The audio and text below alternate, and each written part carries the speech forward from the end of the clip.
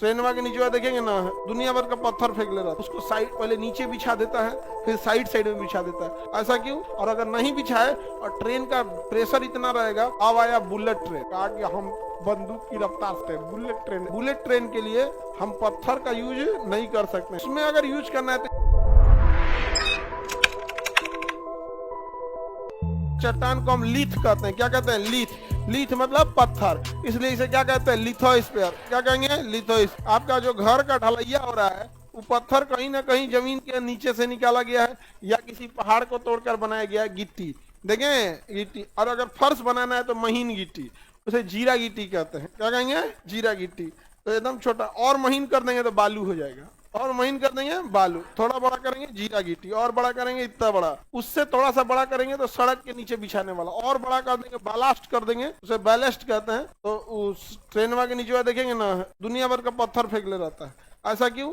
क्योंकि ट्रेन की पटरी को बांध के नहीं रखते हैं। ऐसे ट्रेन की पटरी रहती है ना, तो ट्रेन की पटरी इसे खुला रहता है। बस ट्रेन की पटरी कैसी रहती है? खुला। इसको ना कहीं ढलैया किया है ना नट बोल्ट मारा, खाली धो दिया इस, और उसमें उतना भारी ट्रेन जा रही है, किसके भरोसे? हाँ, वो गिट्टी पत्थर के भरोसे। उसको साइड पहले नीचे बिछा देता है, फिर साइड साइड में बिछा देता है। और अगर नहीं बिछाए और ट्रेन का प्रेशर इतना रहेगा कि ट्रेन अगर टर्न मारी ना तो एक इसे मोड़ ओढ़ देगी। पटरिया सोचता है कि मुड़ जाए, तो पत्थरवा सोचता है, कहता है बताए रे तोरा हम बताएं। तो वहां पर पटरी बिछाना पत्थर बिछाना अनिवार्य। अगर पत्थर नहीं बिछाएंगे तो पूरे जमीन को सीमेंट के साथ ढाल दी। तो जब ट्रेन प्लेटफॉर्म पर आती है और कोई रेलवे स्टेशन बड़ा है, मतलब जैसे कानपुर हो गया, लखनऊ हो गया, पटना हो गया, बड़ा रेलवे स्टेशन है, तो वहाँ पत्थर हटा देता है, वहाँ जमीनें ढाल देता है। तो देखिएगा वहाँ क्या करेगा? ढाल, पूरा का पूरा क्या करेगा? ढाल देगा। देखिएगा पटना रेलवे स्टेशन के पास नहीं होगा पत्थर, लेकिन रेलवे स्टेशन 700 मीटर, इससे ज्यादा होता नहीं है। जब उसके बाद गया तो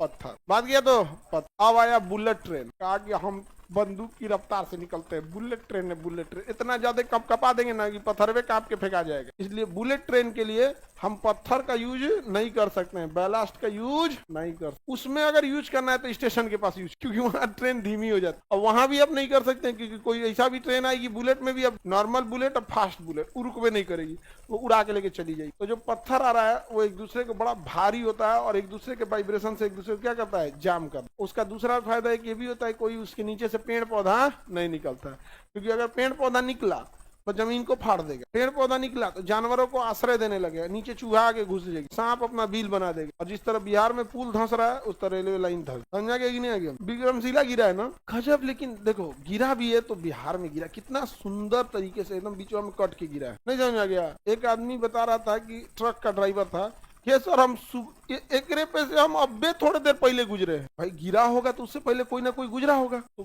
बता रहा था इंटरव्यू में कि साहब हम अब्बे थोड़ा देर पहले गुजरे हैं। कितना नसीब वाला था बेचारा, तो घर उजड़ जाता। गरीब आदमी के पास ना बैकअप का पैसा नहीं होता, उसका 1 से 2 मंथ का पैसा होता है, उसके बाद उसका सारा खत्म हो गया। तो ढलैया वलैया में कौन सा यूज होता है? पत्थर।